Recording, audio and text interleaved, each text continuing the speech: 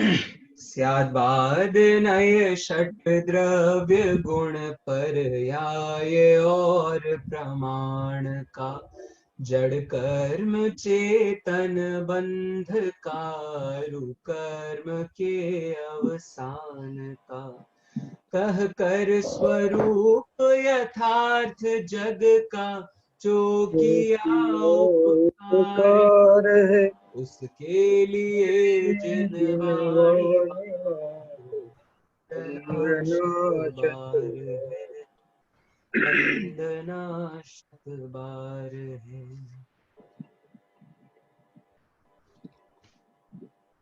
नमो अर्हन्ताणं नमो सिद्धाणं नमो आयर्याणं नमो वज्झायाणं नमो लोये सव्वसाहूणम्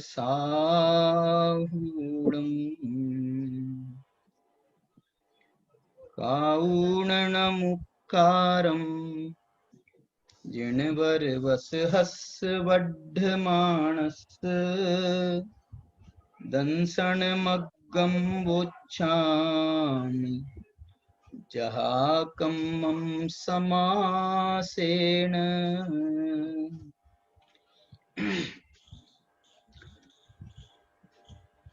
मोक्ष मार्ग प्रकाशक की आगामी संभावित विषय वस्तु मतलब 9वें अधिकार के बाद में यदि टोडरमल जी साहब लिखते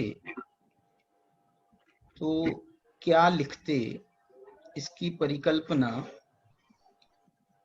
सबसे पहले उनके ही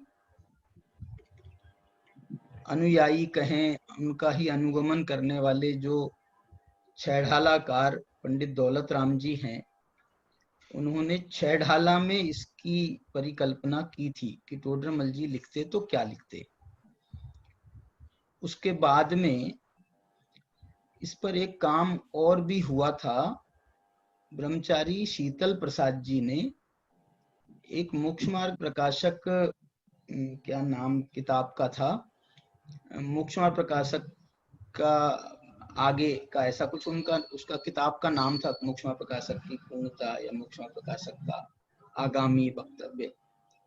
तो उन्होंने भी उसमें काम किया था शीतल प्रसाद जी ने, लेकिन उन्होंने इसको बहुत ही लिमिटेड किया था। उन्होंने आगे की विषय वस्तु की चर्चा नहीं की थी।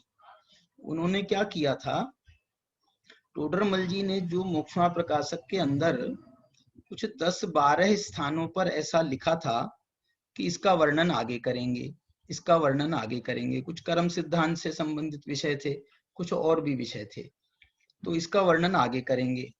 डॉक्टर साहब ने जो अपनी प्रस्तावना लिखी है उसमें उन्होंने उन सभी स्थलों को कोट किया है प्रस्तावना में। 10-12 स्थल हैं वो, तो जिनका वर्णन आगे करेंगे ऐसा उन्होंने लिखा था। तो इन्होंने क्या किया, शीतल प्रसाद जी ने, इन्होंने उन्हीं विषयों को, जिन विषयों का के बारे में लिखा था कि इसका वर्णन आगे करेंगे, उन विषयों का एक कथन करके उन्होंने अपना वो मोक्ष मार्ग प्रकाशक पूरा कर दिया। उससे वो क्या समझे पता नहीं मुझे, लेकिन उन्होंने समझा कि बस ये विषय हम लिख देंगे तो मोक्ष मार्ग प्रकाशक पूर्ण हो जाएगा।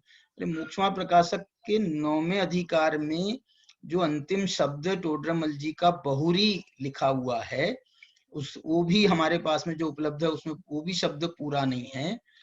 इसके बाद टोडरमल जी क्या लिखते, जो सम्यक दर्शन का वर्णन, जो सम्यक ज्ञान का वर्णन, जो सम्यक चारित्र का वर्णन, और जो उसके बाद में और गुणस्थान परिपाटी का वर्णन, शुद्धोपयोग आदि का वर्णन, फिर मोक्ष का वर्णन, माने आप इसको देख सकते हो। तो दौलत राम जी ने इसके साथ में बहुत न्याय किया है।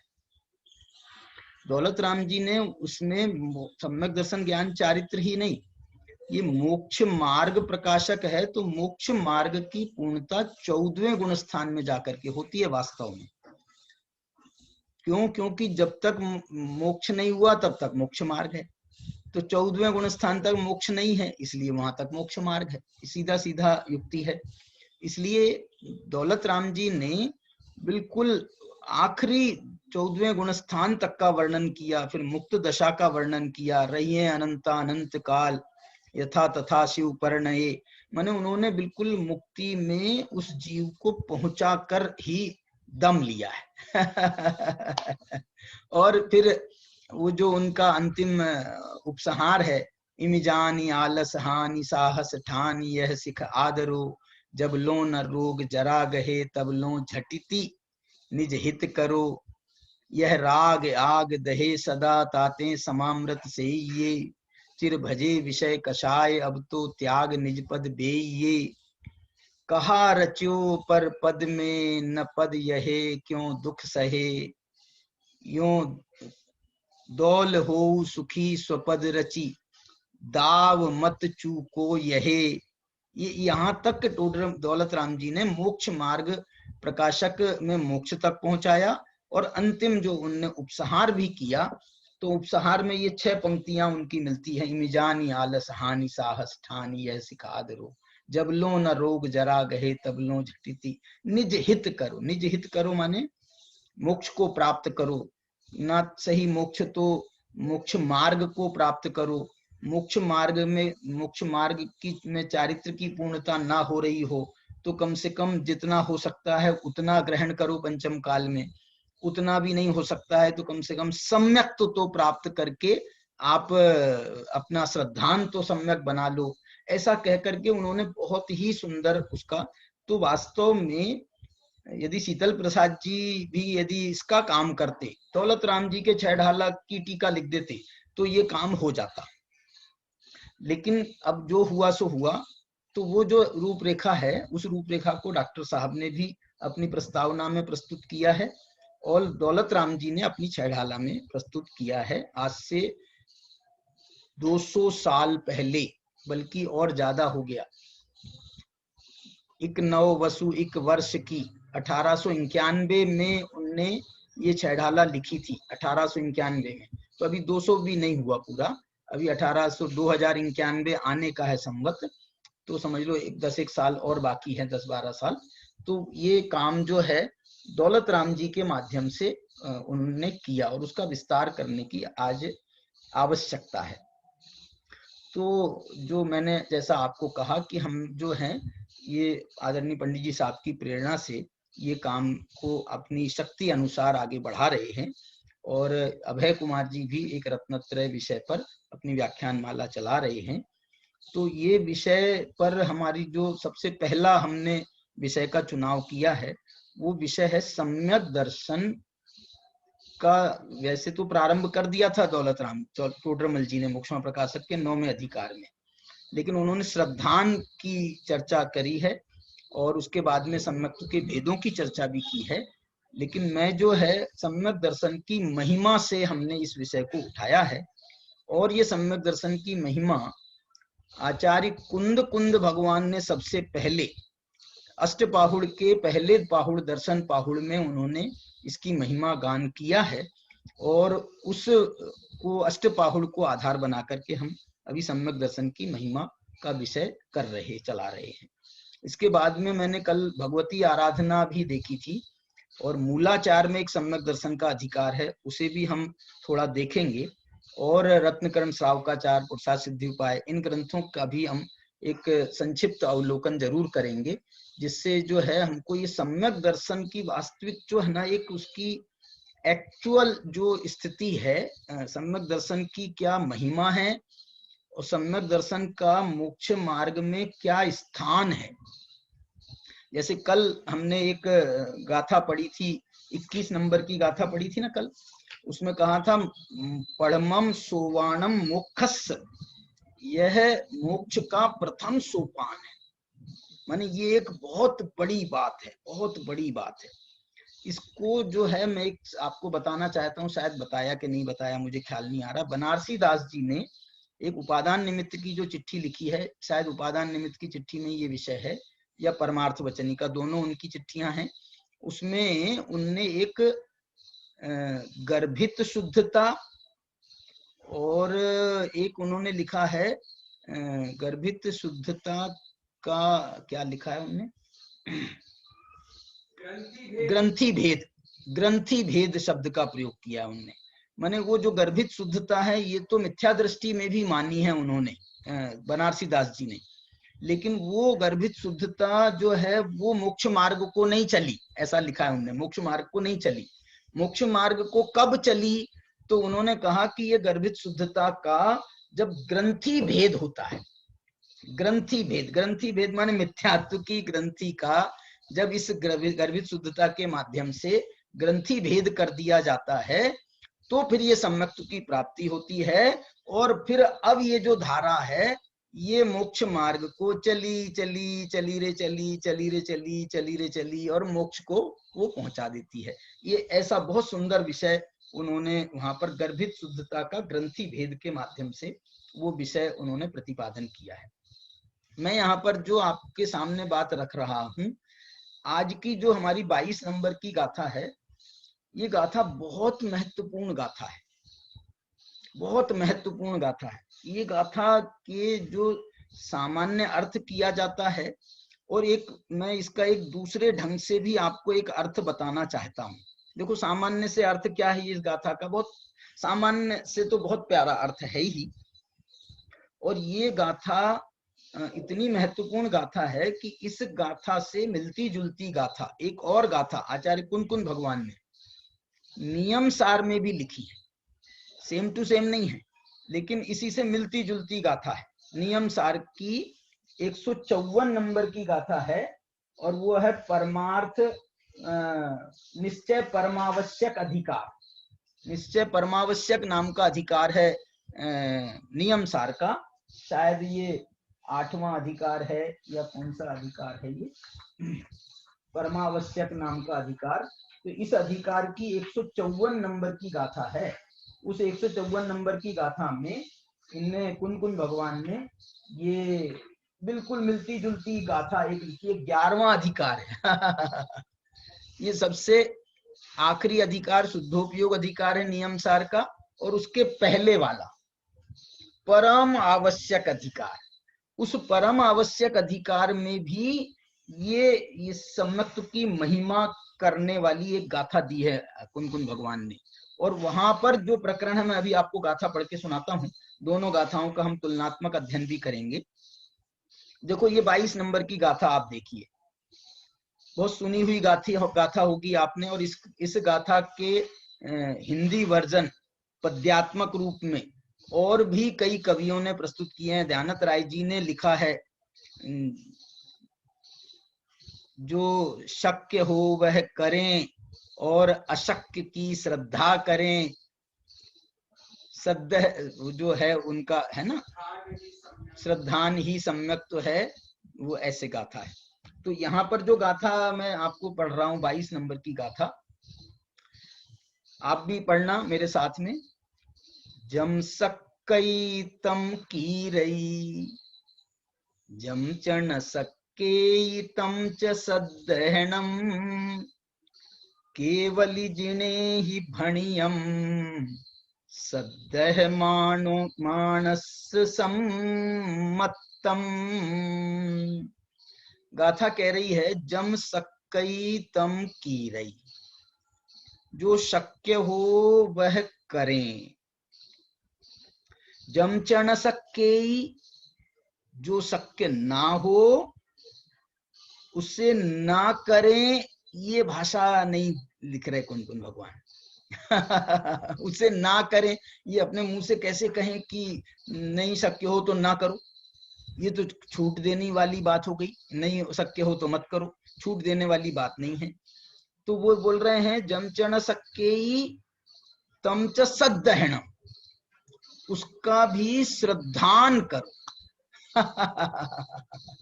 माने ये अंडरस्टूड है बात कि जो शक्य हो वह करें, जो शक्य ना हो उसे ना करें, लेकिन उसकी भी श्रद्धा करें। लेकिन उन्होंने ये जो सेकंड स्टेप है ना करें वाली भाषा का प्रयोग कुन भगवान ने नहीं किया।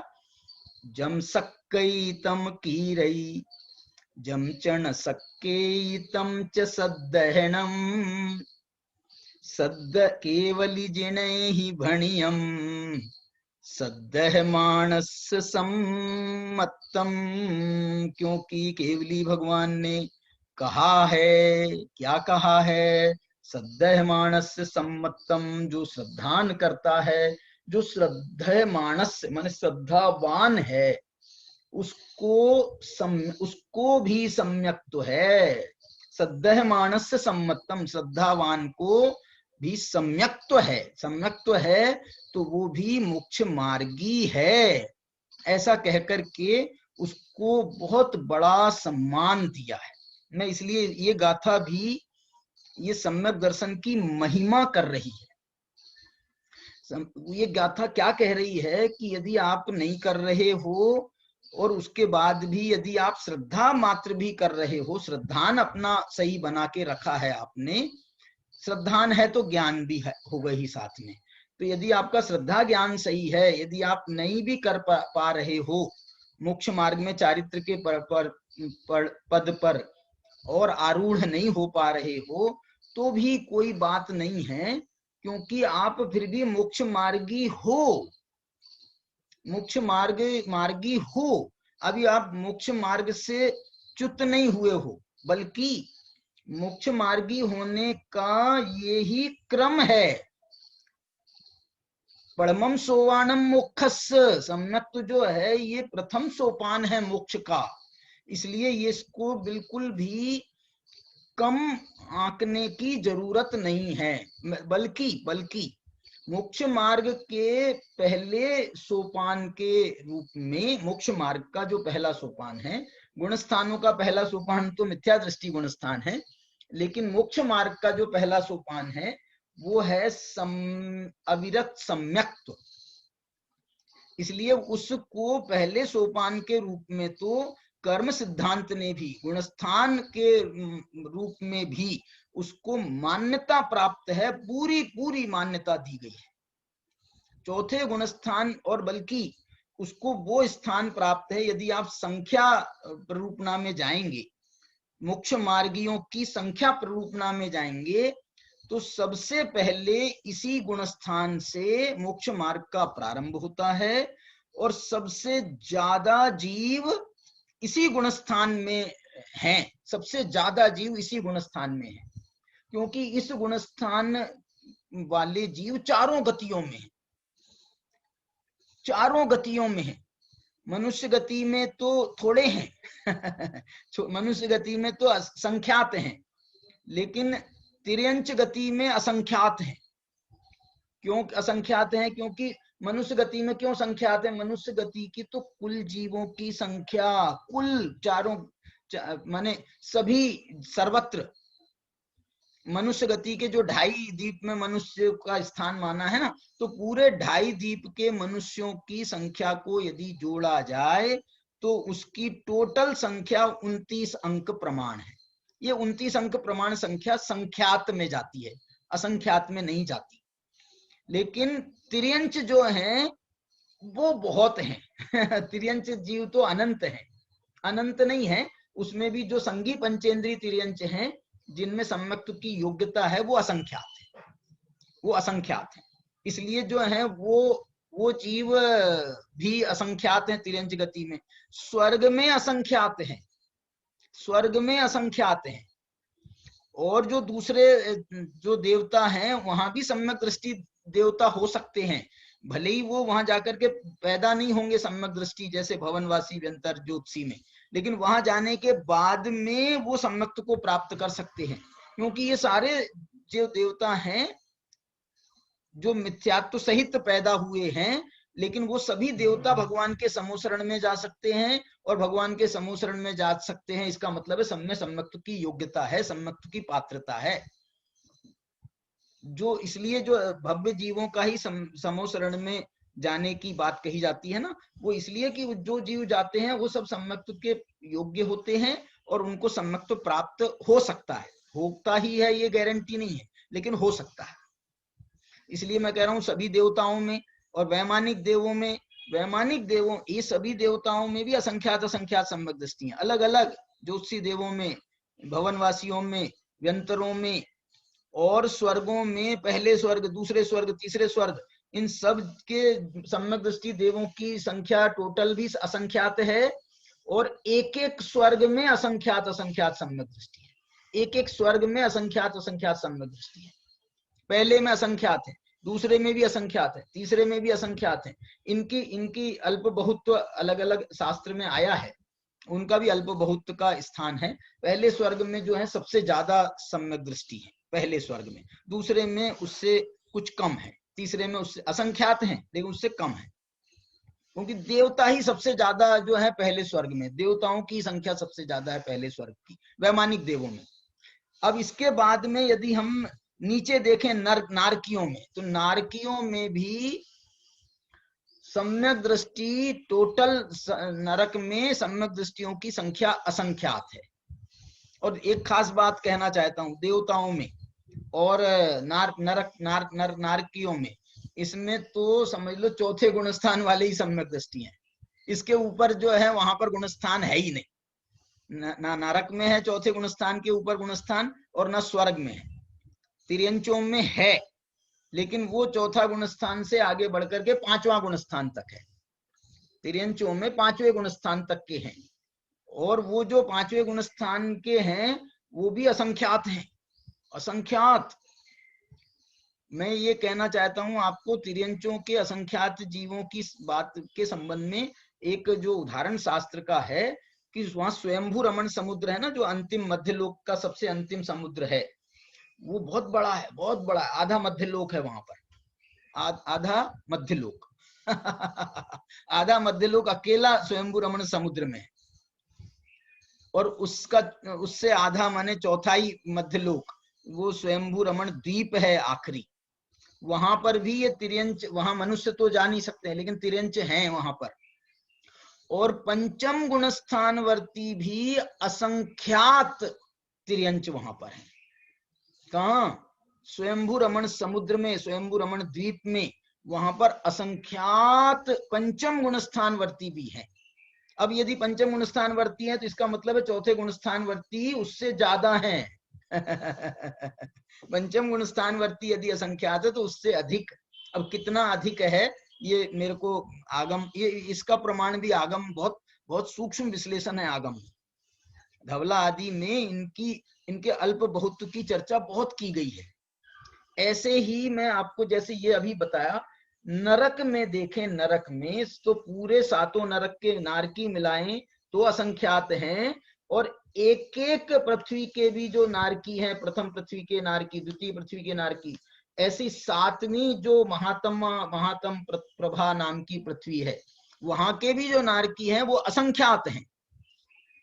नारकियों में असंख्यात सम्यक दृष्टि है, और उसमें जो है सातवें से ज्यादा छठे में, छठे से ज्यादा पांचवें में, उससे ज्यादा चौथे में, ऐसे सबसे ज्यादा पहले नरक में सम्यक दृष्टि। ये देखो, उससे असंख्यात गुणे मिथ्या दृष्टि है, ये अलग बात है, लेकिन सम्यक दृष्टियों की संख्या भी असंख्यात है।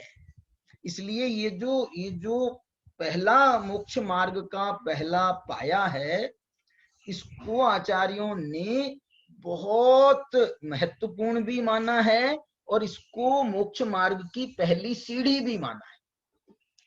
यहां से प्रारंभ हो जाता है। अब वो जो नारकी है वहां उसने सम्मत तो कर लिया है ना, अब वो गारंटी से यहाँ पर मनुष्य बनेगा। देवताओं में सम्मत तो प्राप्त कर लिया है, गारंटी से मनुष्य बनेंगे।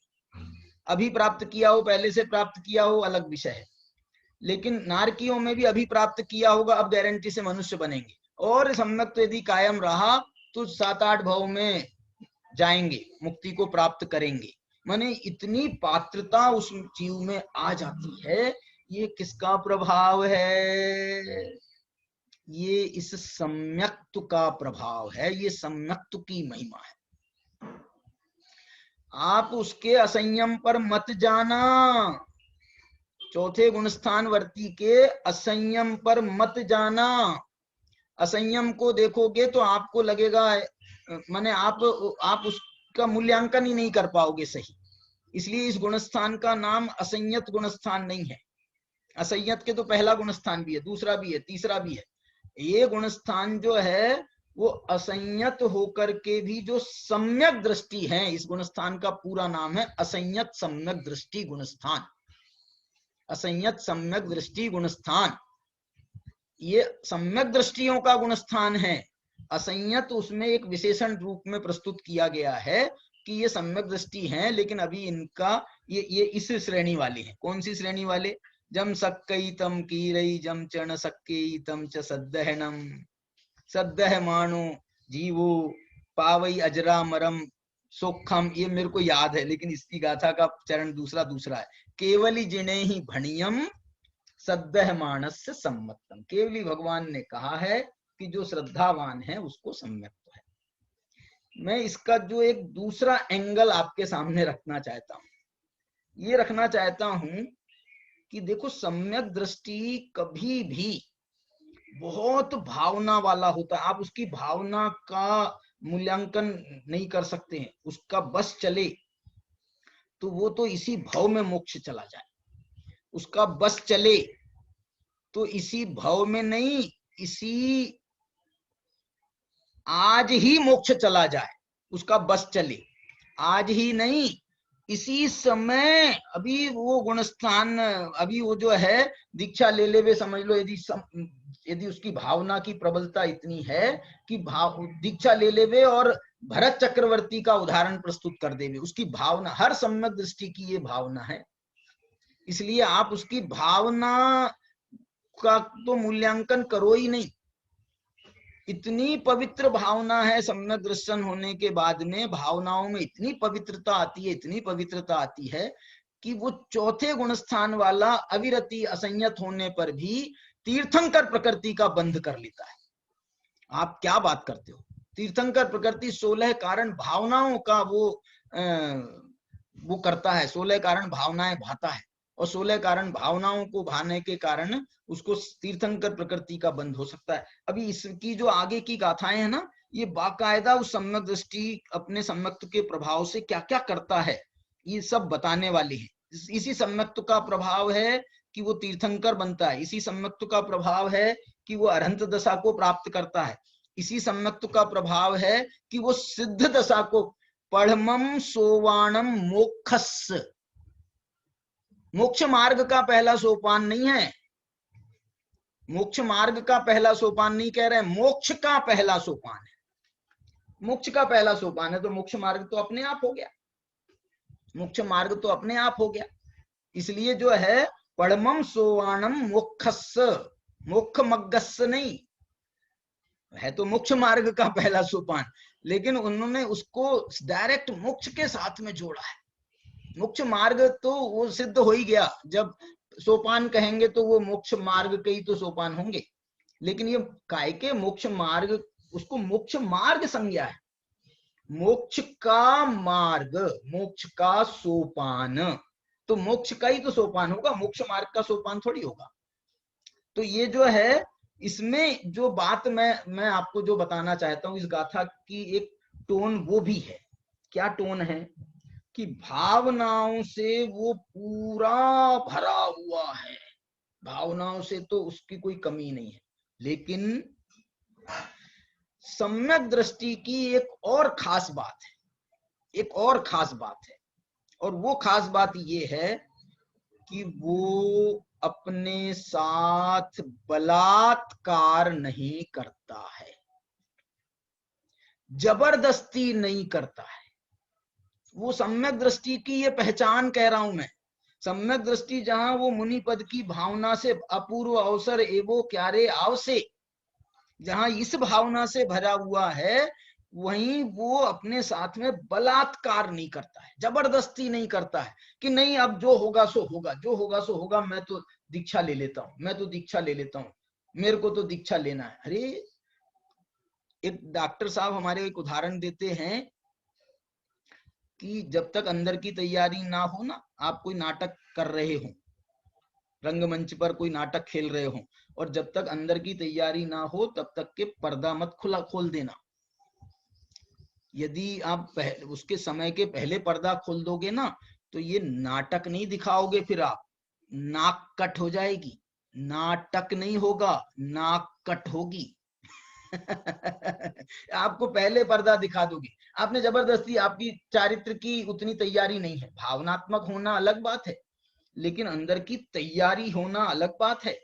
तो वो तैयारी नहीं होगी, और आपने यदि व्रतादि अंगीकार कर लिए, जबरदस्ती अंगीकार कर लिए, कोई भावावेग में, देखना भावना अलग चीज है, भावावेग अलग चीज है। भावावेग नेगेटिव है, भावना पॉजिटिव मानी जाती है। भावना बहुत अच्छी चीज है और भावावेग खतरनाक है। ये भावावेग को पुरुषार्थ का नाम मत दे देना आप। भावावेग जो है अति पुरुषार्थ कहा जा सकता है, ये पुरुषार्थ नहीं है, ये पुरुषार्थ का जो है आभास है, ये पुरुषार्थाभास है, पुरुषार्थ नहीं है ये। भावावेग अलग, भावावेग जो है नुकसान पहुंचाता है, और वो नुकसान मालूम कहां तक पहुंचा देगा। आपने यदि वैसा कर लिया ना, तो आपकी नाक कटेगी, नाक कटेगी, बदनामी होगी अलग से। आपने चारित्र की, आपकी पात्रता नहीं थी, आपने चारित्र अंगीकार कर लिया, वहां जाकर के फिर आप वो विषय का पोषण करोगे। आप बाह्य का आपका वो तो अवस्था तो रहेगी संयत की, और आप अंदर से असंयमी हो, अंदर से आप असंयमी हो, क्योंकि आपके भाव संयम तो आया ही नहीं था, आपने द्रव्य संयम ले लिया भावावेग में। तो वो जो भाव असंयम है, वो भाव असंयम जो है वो अपना रूप दिखाएगा कहीं ना कहीं से, कैसे ना कैसे, और वो रूप दिखाएगा तो आपके आचरण में जो दोष पैदा होंगे, वो आचरण के दोष जो हैं वो समाज में कहें, राष्ट्र में कहें, हम जो है ना बाहर में, वो बहुत खराब दृश्य उपस्थित करेगा, बहुत खराब। वहां पर आपके सम्यक दृष्टि हो कि नहीं हो, ये बात गौण हो जाएगी। यदि आप भ्रष्टता के स्तर पर आ जाते हैं, तो आप सम्यक दृष्टि हैं क्या नहीं है, ये बात गौण हो जाएगी। आपकी चारित्र की भ्रष्टता जो है वो बदनामी बदनामी बदनामी करेगी। आप बदनाम नहीं होगे, धर्म बदनाम होगा। आप बदनाम नहीं होगे, मार्ग बदनाम होगा। इसलिए उसको जो है, ये भावावेग का, भावना का जितना बहुमान है, भावावेग का मोक्ष मार्ग में उतना ही तिरस्कार किया गया है। भावावेग का, भावावेग से कोई काम नहीं होती। इसलिए कभी कभी हम ऐसे कहानी किससे सुनते हैं या ऐसी घटनाएं सुनते हैं कि जबरदस्ती दीक्षा दिला दी। ये क्या कर रहे भैया, ऐसी जबरदस्त दीक्षा है, कोई ऐसी जबरदस्ती दिलाई जाती है? 8 वर्ष का बालक दीक्षा ले सकता है, वो अपनी योग्यता से, वो अपनी शक्ति सामर्थ्य से। लेकिन आपने यदि 60 वर्ष के आदमी को भी जबरदस्ती उसका मुंडन करा दिया, जबरदस्ती दीक्षा दिला दी, तो ये अन्याय माना जाएगा, ये अनुचित माना जाएगा। ये भावना के आप खूब भावनात्मक रूप में तैयार करो, खूब उपदेश दो, खूब उसका अंदर आप भावनाओं को बढ़ाने का काम करो, खूब करो। लेकिन जब तक उसके उपादान से हुक ना आए, जब तक उसके उपादान से हुक ना आए, तब तक के आप, जब बिल्कुल ना व्रतों की जबरदस्ती करना, ना मुनि होने की जबरदस्ती करना, बिल्कुल नहीं है। इट विल टेक्स टाइम, इसमें आपको समय थोड़ा लगेगा, और ये समय थोड़ा लगेगा हर जीव की बात नहीं है ना। देखो, एक जीव बहुत समय पहले से सम्यक दृष्टि है, एक जीव बहुत समय पहले से सम्यक दृष्टि है, समझ लो आप 8 भाव पहले से कह लो, सम्यक दृष्टि है। लेकिन जरूरी नहीं है कि वो दीक्षा ले ले। और कोई जीव ऐसा भी हो सकता है कि जो अभी तक, आज तक अनादि मिथ्या दृष्टि था, और अभी पैदा हुआ और 8 वर्ष का हुआ है, और उसने सम्यक तो अंगीकार कर लिया। नित्य निगोद माहिते कड़कर नर पर्याय पाई सुखदानी, समकित लही अंतर मुहूर्त में केवल। इसलिए कोई इसका गणित नहीं माना गया है शास्त्र में भी, कि ये अविरत सम्यक का जो समय है, अविरत सम्यक दृष्टि जीव कितने समय तक रह सकता है। इसलिए इसमें जो है गणित यही दिया गया है कि इसका बहुत समय बीत रहेगा, तो जो है अविरत सम्यक दर्शन की अवस्था में वो 7-8 भाव तक रह सकता है, और कम से कम जो है वो अंतर मुहूर्त में मुक्ति प्राप्त कर सकता है। ये इसका दोनों गुणस्थान का जो है ये अल्प बहुत है। छूटने का अल्प बहुत तो अलग है। सम्यक दर्शन होने के बाद में छूट जाए तो जो है वो सम्यक्त्व को कब प्राप्त करेगा, तो उसका जो बहुत्व है वो तो है अर्धपुद्गल परावर्तन, और वापस सम्यक दृष्टि अंतर मुहूर्त में हो सकता है। छूटने के बाद भी अंतर मुहूर्त में वापस सम्यक दृष्टि हो सकता है, ऐसा भी हो सकता है। इसलिए जो है बहुत वैरायटियां बहुत हैं उसमें, मैं उसका मना नहीं कर रहा हूं।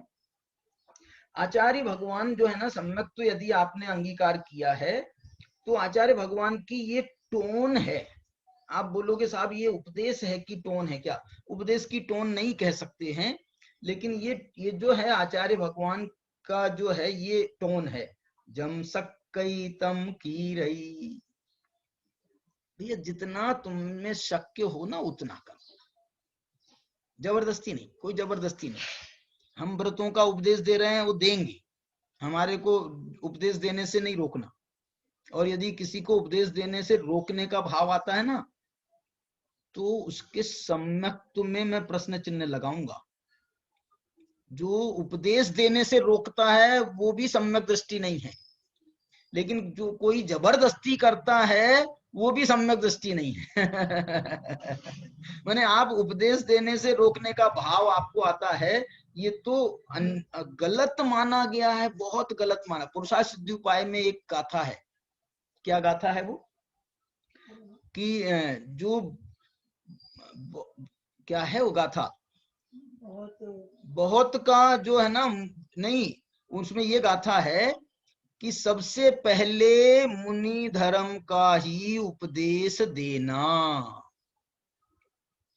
सबसे पहले कोई जीव आपके पास में आया है तो उसको ऐसा नहीं कि उसको तुम जो है ना सम्यक्त्व का उपदेश दे करके संतुष्ट कर दो, उसकी पात्रता को पहचानो, और पात्रता को पहचान करके उसको जो है यो यति धर्मम अकथयन, ये पुरुषार्थ सिद्धि उपाय की गाथा है। यो यति धर्मम अकथयन, जो यति धर्म का उपदेश न दे करके उससे नीचे देश व्रतों का अथवा सम्यक्त्व मात्र का, अविरत सम्यक्त्व का उपदेश देता है, वो जो है उसमें अपराध लिखा है, तस्य देशना नास्ति, उसको अभी वो देशना के योग्य नहीं है, वो देशना देने के योग्य नहीं है, देशना लेने के योग्य नहीं है। जो यति धर्म को पहले नहीं कहता है वो जो है वो देशना देने के योग्य नहीं है।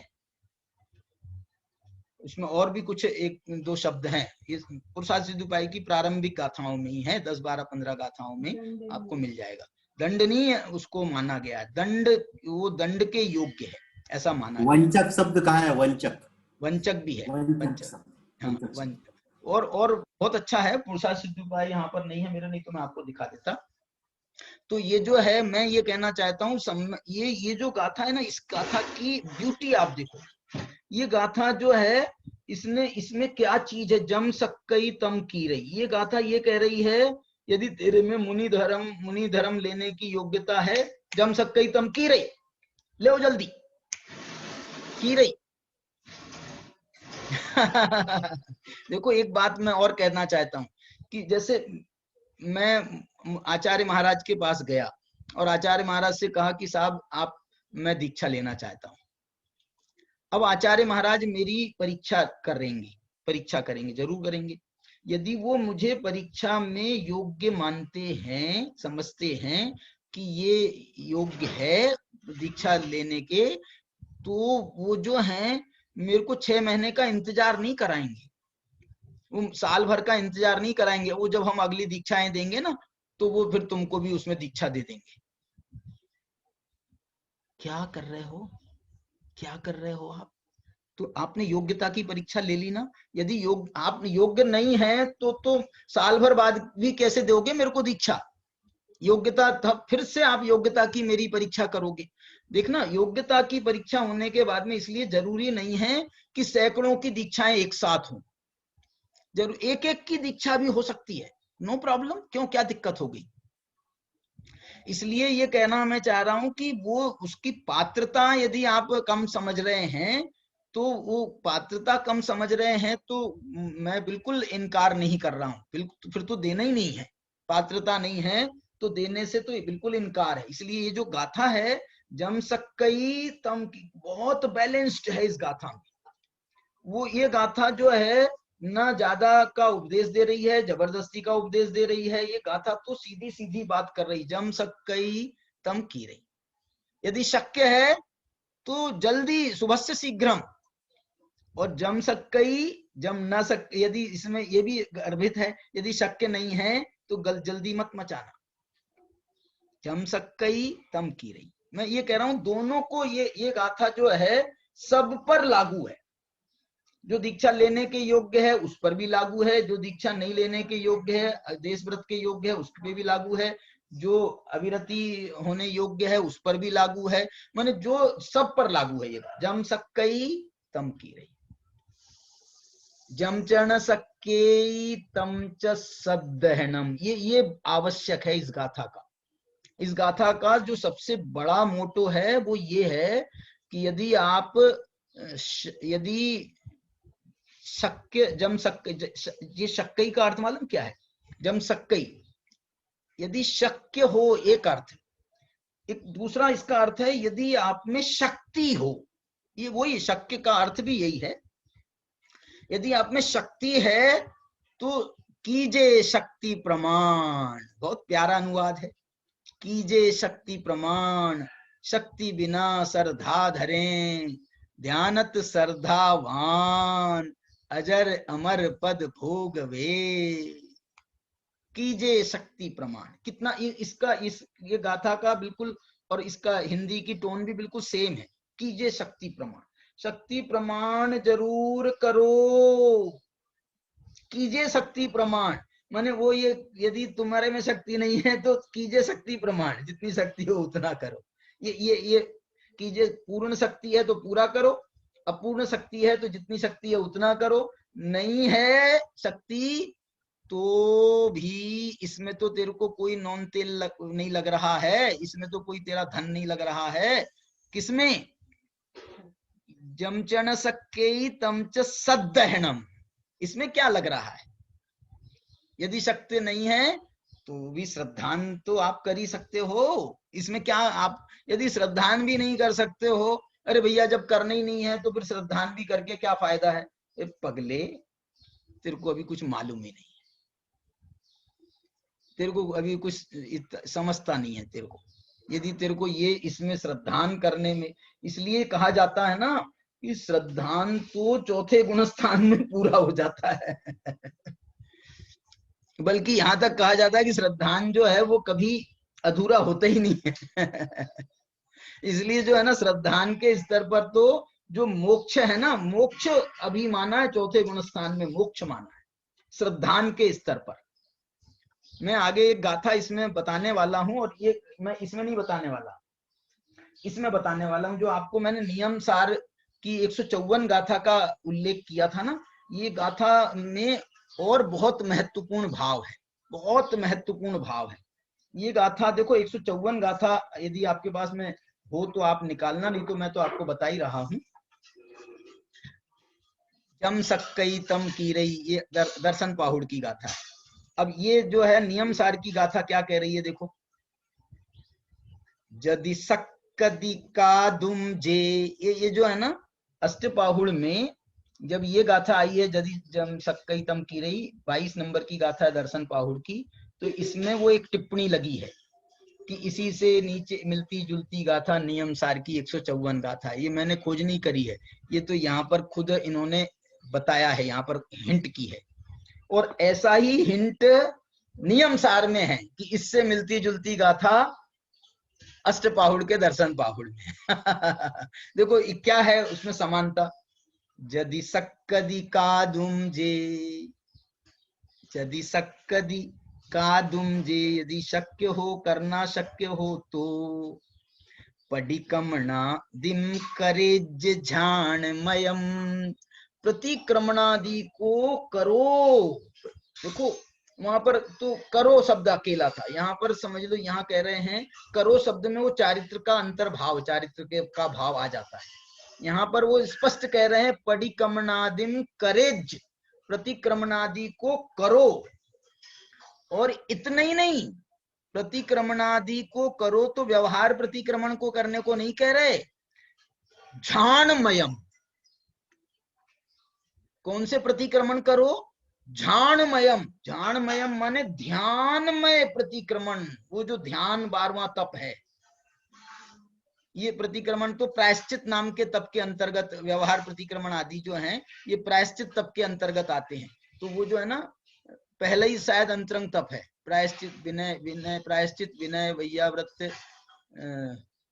व्युत्सर्ग ध्यान है ना, अनशन अवमोदर्य वृत्ति परिसंख्यान रस परित्याग विविक्त संयासन काय क्लेश बाह्यम तपः। और प्रायश्चित विनय वैयावृत्य, एक और क्या छूट रहा है? प्रायश्चित विनय वैयावृत्य व्युत्सर्ग ध्यान स्वाध्याय, स्वाध्याय स्वाध्याय प्रायश्चित विनय वैयावृत्य स्वाध्याय व्युत्सर्ग और ध्यान, ये अंतरंग तप है। तो अंतरंग तपों में सबसे पहला तप है प्रायश्चित, और उसका भेद है प्रतिक्रमण, व्यवहार प्रतिक्रमण। लेकिन इसी का यदि निश्चय स्वरूप अंगीकार कर लिया जाए, प्रतिक्रमण का निश्चय स्वरूप अंगीकार कर लिया जाए और उग्रता के साथ में, उग्रता के साथ में अंगीकार कर लिया जाए, तो ये ध्यानमयम हो जाता है, ये ध्यानमय प्रतिक्रमण हो जाता है। ये 12वां तप हो जाता है। जो 7वां तप था वो 12वां तप में कन्वर्ट हो जाता है। कब हो जाता है? यदि सक्कदिकादुम जे परिक्रमणादिम करेज ध्यानमयम। अब सत्य विहीनो जाजई, और यदि तू शक्ति से रहित है, शक्ति विहीनो जाजई, यदि शक्ति से विहीन है, और जई का अर्थ होता है यदि, और जई का अर्थ होता है यति, यति भी होता है। और यदि हे यति, हे मुनि, तू यदि शक्ति से विहीन है, माने वैसा ध्यान में प्रतिक्रमण आदि नहीं कर सकता है, तो जई का अर्थ यति इसलिए नहीं कर रहे हैं क्योंकि यहाँ पर ये कह रहे हैं सद्दहनम चेव कायवम, तो तुमको श्रद्धान तो करना ही चाहिए। तो ये श्रद्धान का उपदेश यति को नहीं देना योग्य है। यति माने मुनि को तो श्रद्धान नहीं, तो तुम कम से कम व्यवहार प्रतिक्रमण तो करो, 3 कसाय चौकड़ी के अभाव वाला निश्चय प्रतिक्रमण तो करो। उसके लिए तो तुमने मुनि धर्म अंगीकार किया है, इसलिए जो है ये जयी शब्द का अर्थ यति नहीं किया, टीकाकारों ने भी नहीं किया है। और मैं भी जो है पहले तो सोचा था, लेकिन मुझे भी लग रहा है कि यहाँ पर, क्योंकि अंतिम उपदेश जो दिया जा रहा है ना, सद्दहनम चेव कायम, श्रद्धान करना चाहिए, तो ये यतियों को उपदेश नहीं है। यतियों को तो उपदेश जो है कम से कम जो है तुमको 6ठा 7वां गुणस्थान तो करना ही चाहिए। पंचम काल में ये 6ठा 7वां गुणस्थान यदि तुमने बाहर में द्रवलिंग अंगीकार किया है तो तुमको भावलिंग करना ही चाहिए। नहीं हो पाए उसके लिए क्या करा जाए। तो ये उपदेश उनको भी लागू हो सकता है इस अर्थ में। यदि नहीं हो रहा है तो श्रद्धान तो करो, श्रद्धान तो सही रखो। श्रद्धान बहुत बड़ी बात है। ये श्रद्धान जो है ना, ये भावनाओं के साथ होता है। मैंने कहा था आपको सम्मत विरहियाणम के समय पर कहा था, जो सम्मत से रहित है वो आराधना विरहियाणम, वो आराधना से भी रहित है। ऐसे ही जो सम्मत से सहित है वो भावना से सहित है, जो सम्मत से रहित है वो भावना से रहित है। इसलिए जो है भावना से यदि तुम सहित हो तो तुम मुनि धर्म में भी होगे ना, तो भावना होगी तो तुम भावलिंग को जल्दी प्राप्त कर लोगे।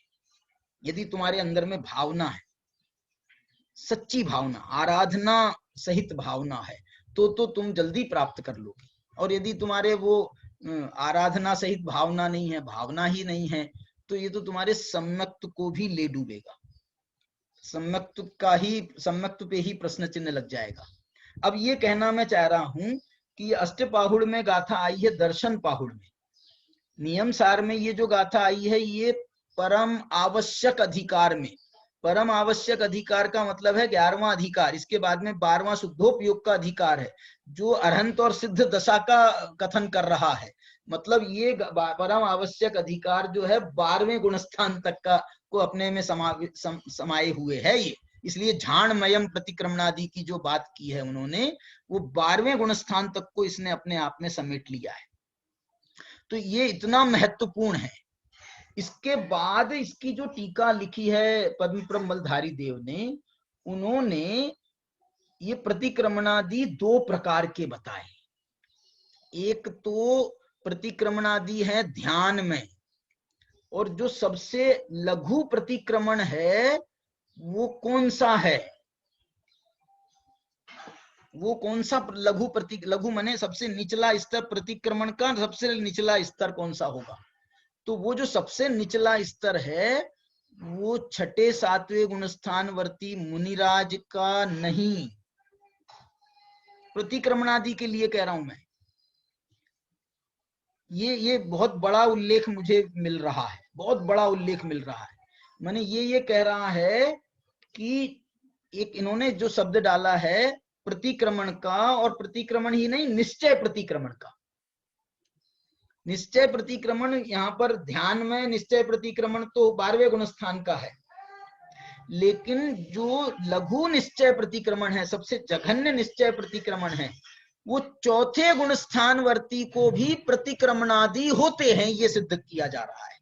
ये पद्म प्रमलधारी देव की टीका में है, ये बहुत बड़ा प्रमाण है। मैं बहुत अत्यंत प्रसन्न हुआ इस बात को पढ़ करके। देखो मैं उनके शब्दों में पढ़ रहा हूं आपको। चौथे गुणस्थान में प्रतिक्रमण आदि की सिद्धि कर रहे हैं, और प्रतिक्रमण नहीं निश्चय प्रतिक्रमण की सिद्धि कर रहे हैं। उसका नाम क्या दिया है उनने मालूम? उसका नाम लिखा है उन्होंने दर्शन प्राभृतात्मक। दर्शन सम्यक दर्शनात्मक नहीं, वो क्या दर्शन प्राभृतात्मक। दर्शन प्राभृतात्मक माने जो दर्शन पाहुड़ में जो कहा गया था उसके स्वरूप जैसा, दर्शन प्राभृतात्मक लिख रहे हैं। देखो अब मैं आपको पढ़ के सुना रहा हूं।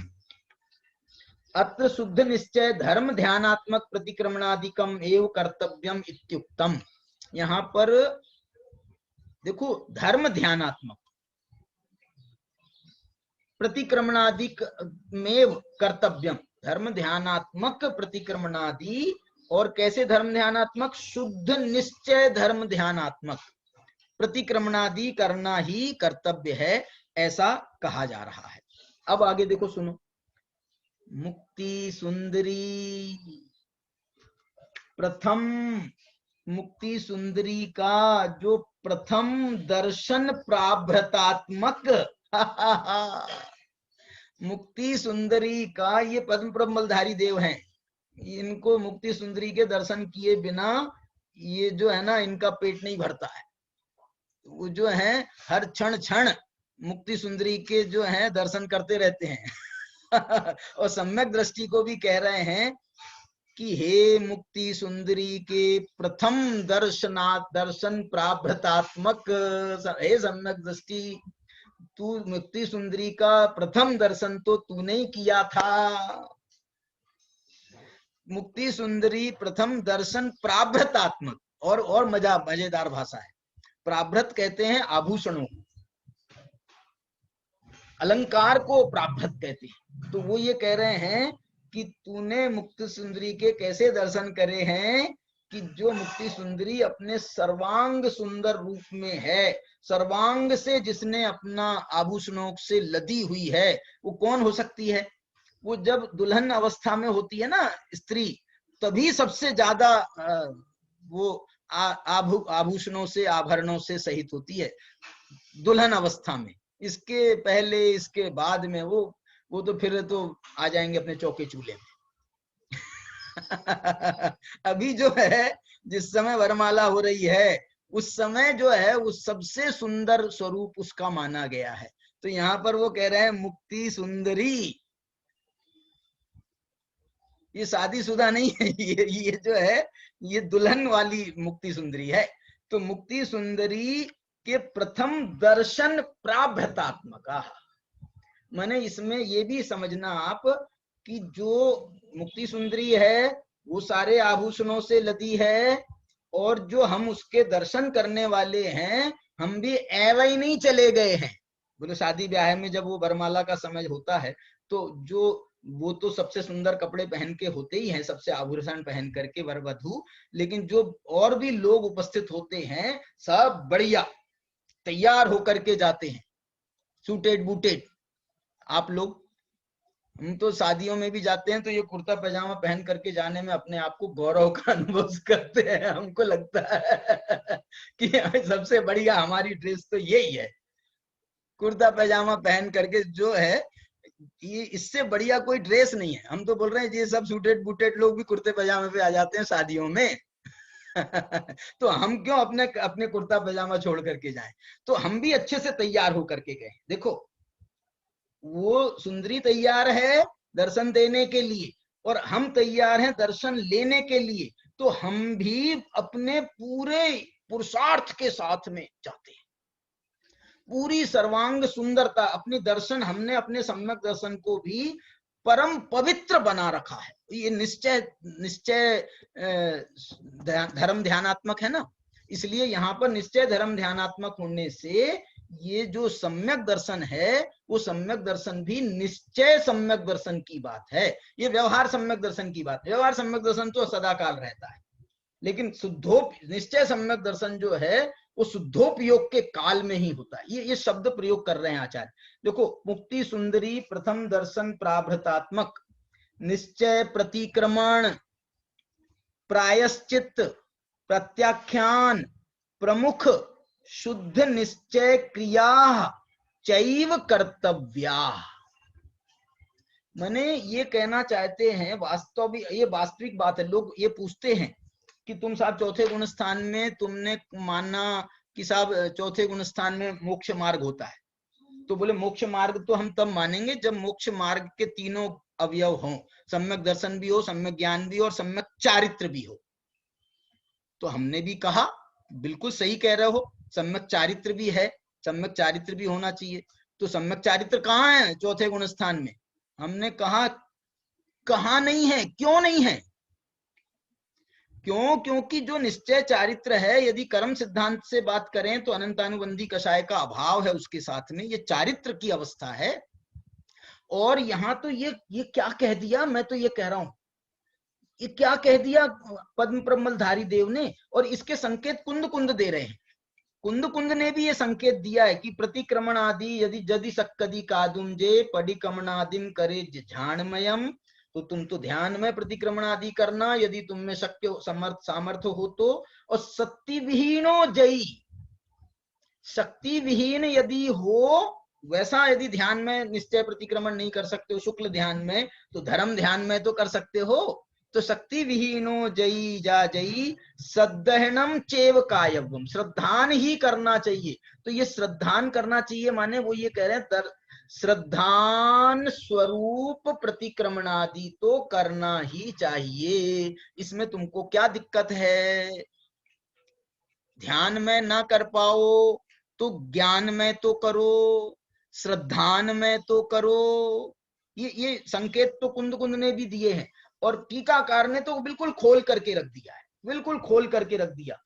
दर्शन प्राभृतात्मक निश्चय प्रतिक्रमण, निश्चय प्रतिक्रमण शब्द है। निश्चय प्रतिक्रमण का मतलब है निश्चय आवश्यक, निश्चय आवश्यक का मतलब है निश्चय चारित्र, निश्चय चारित्र का मतलब है 28 मूल गुण के अंतर्गत है ये प्रतिक्रमण, इसलिए निश्चय मूल गुण।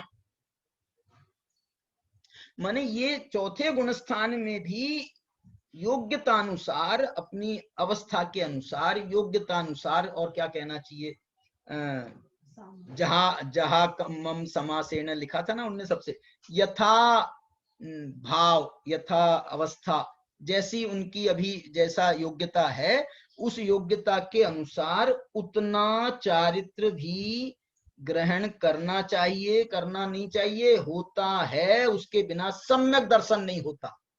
सम्यक दर्शन की परिभाषा 7 प्रकृतियों के उपसम 6 उपसम की है, तो जिसमें दर्शन मोह की प्रकृतियां भी हैं और चारित्र मोह की प्रकृतियां भी हैं। चारित्र मोह का नाश हो रहा है और चारित्र नहीं होगा। देखो उसकी प्रमुखता नहीं दी गई है, उसको प्रमुखता नहीं, चरणा नियोग के अनुसार देश चारित्र नहीं है, सकल चारित्र नहीं है, कौन मना करता है? लेकिन इसको आप सम्यक्त्वाचरण चारित्र से भी इनकार करोगे क्या? इसलिए चारित्र भी है, चारित्र नहीं निश्चय चारित्र। ये निश्चय प्रतिक्रमण कह रहे हैं, निश्चय प्रत्याख्यान कह रहे हैं, निश्चय प्रायश्चित कह रहे हैं। एक अभी मैं आपको थोड़ा संकेत कर रहा हूं, अपने क्या नाम, सुदीप जी है ना, सुदीप जी, सुदीप जी ने एक अभी किताब प्रकाशित की है, और उन्होंने ये किताब प्रकाशित की है, उसमें उन्होंने प्राकृत में, संस्कृत में, हिंदी में, गुजराती में, अंग्रेजी में, 5 भाषाओं में उन्होंने एक प्रतिक्रमण पाठ लिखा है, और उसकी हेडिंग दी है, ये प्रतिक्रमण पाठ व्रतियों की मुख्यता से नहीं लिखा गया है, महाव्रतियों की मुख्यता से नहीं लिखा गया है, अविरत सम्यक दृष्टि की मुख्यता से ये जो प्रतिक्रमण का पाठ लिखा है। ये अभी अभी उनने कुछ दिन पहले ही वो पुस्तक प्रकाशित होकर के आई है, तो उसमें उन्होंने अविरत सम्यक दृष्टि की मुख्यता से प्रतिक्रमण कह रहे हैं। यहाँ पर कुंद कुंद भगवान कह रहे हैं, हम पद्म मलधारी देव कह रहे हैं, प्रतिक्रमण है, यदि उसका व्यवहार प्रतिक्रमण स्वरूप माना जाएगा तो वो व्यवहार निश्चय के बिना नहीं है संभव, वहां उसका निश्चय प्रतिक्रमण स्वरूप भी माना जाएगा। जितने अंशों में व्यवहार प्रतिक्रमण है तो उतने अंशों में उसका निश्चय प्रतिक्रमण भी है। तो ऐसा निश्चय प्रतिक्रमण, प्रायश्चित, प्रत्याख्यान, प्रमुख, शुद्ध निश्चय क्रिया, क्रिया माने शुद्ध निश्चय चारित्र, चैव कर्तव्या, तेरे को यदि वो नहीं कर सकता है तो ये करना अवश्य चाहिए। सहनन शक्ति प्रादुर्भावे सती, और आगे लिख रहे हैं, जब तेरे में सहनन की शक्ति आ जाए होने पर हम हो मुनि शार्दूल, ओहो तो फिर मुनि शार्दूल हो जाना।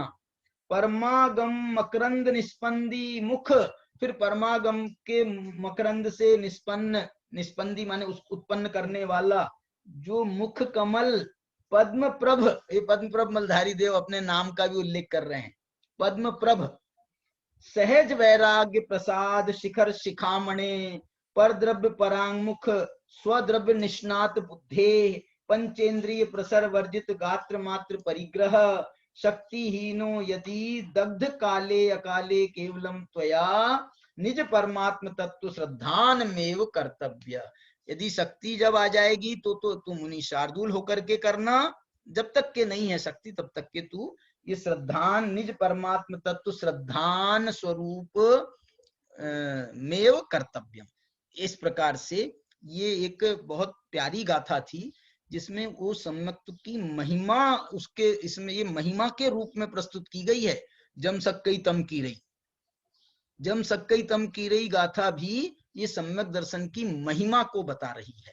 इस प्रकार से हमने आज की चर्चा में एक ही गाथा की चर्चा हुई है, लेकिन ये सम्यक दर्शन की बहुत महिमा कराने वाली गाथा, जिसका रेफरेंस अपन ने नियम सार की एक गाथा से भी किया, और दोनों गाथाओं का अपन ने एक तुलनात्मक अध्ययन भी प्रस्तुत किया। जय जिनेन्द्र। जिनवानी के ज्ञान से सूझे लोकालोक, सोवाणी मस्तक धरो सदा देत हूँ दो।